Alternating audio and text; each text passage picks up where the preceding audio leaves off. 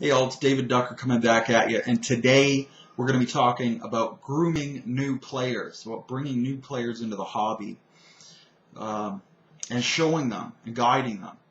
I just ran a one-shot the other night. It was the Colossus of Karakiran. I ran it here on Google Hangouts. Look for it again. I'm sure I'll run the exact same one-shot again because it was so much fun. But we had one player who I could tell was new, or at least new to role-playing. Maybe he's been rolling dice for a long time, I don't know, but he hasn't been in character for very long. I could tell that right away. So, I went into like mentor mode. I'm like, okay, we'll ask him a lot and be happy with whatever he provides. That's step one. Ask a lot of questions, be happy with whatever they give you.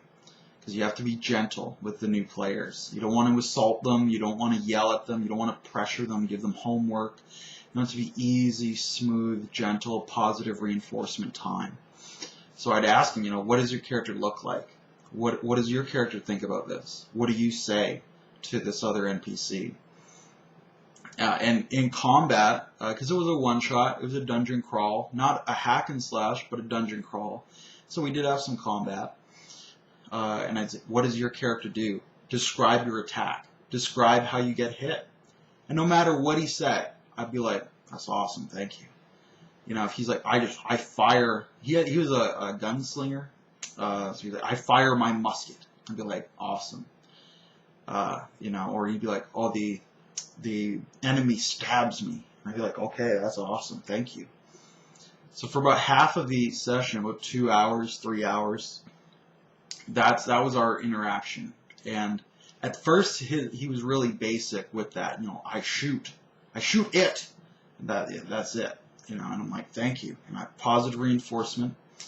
And we come back, and about halfway through, that 2 hour, 3 hour mark, I start giving him a few suggestions. I'm like, could you please describe your attack? Does your character shoot them in the leg so they fall down, or do you shoot them in the arm, or where do you shoot them? And he'd be like, oh, I shoot him in the leg, like you said. And he falls and he cracks his head on a rock and he dies. And I was like, thank you, awesome, that's great. And I would keep giving him options. So we went from him by himself and positive reinforcement to options and positive reinforcement. And the option always includes or something else. I give him two options or something else, right? So, because I want him to eventually get to the point where I don't have to give him options and I still get detail, right? So my goal is not to give him options. My goal is for him to just provide me with quality. And it finally came where I was like, can you describe your attack? Do you shoot his gun out of his hand? Or do you shoot maybe the ceiling above him and a stalagmite falls on his head and that's what kills him? And he's like, no, I shoot him in the leg and he falls on the ground at my feet and I just press my gun right up to his head with that second shot. I say, hasta la vista, and I blow his brains all over his buddy's boots. And as a GM, I got this smile and I'm like, yes, that is where I want you at. Thank you. And from then on, I would just ask him, describe your attack. And he'd have something there for me, right? And it made my job easier because I didn't have to provide that level of detail because he was doing it. I'd outsource that description to him. Because your two options are either someone does a good job or no one does a good job, right? And it's like, and for me, in my game, someone has to do a good job. And if it's not the player, it's going to be me. So it's more work for me. It's either more work or I lower the quality. And I'm not going to lower the quality. But now I've trained him to the point where he can provide the quality. So it's less work for me, same amount of quality. I get to sit back for a moment, catch my breath, enjoy his description as the GM. I have more energy now.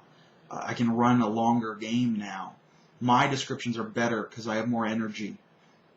The whole game's getting better because he got better and he's contributing, right? And that was great. It was one of the best parts of that game, was watching him improve his skill set over the course of it. And you know, that's an example is combat, but you can do the same thing for the actual role playing.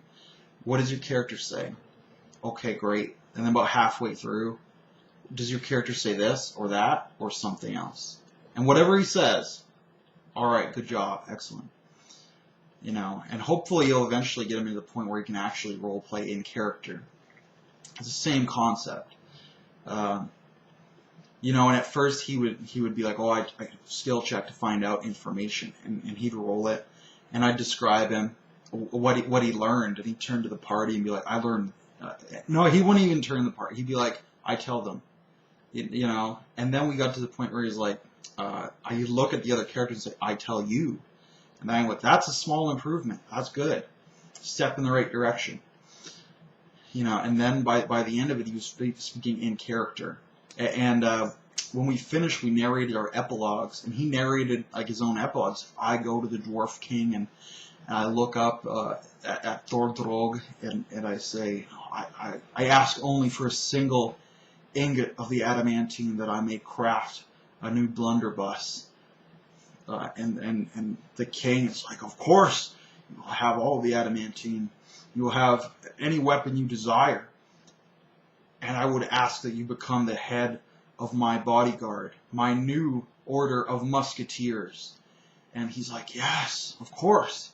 You know, the adamantine rifles of Karak-Hirin are born. And I was like, oh, that's great. You know, he's role-playing, he's providing hooks. He made an organization. He made a relationship. Those are things that spin out stories and spawn plots.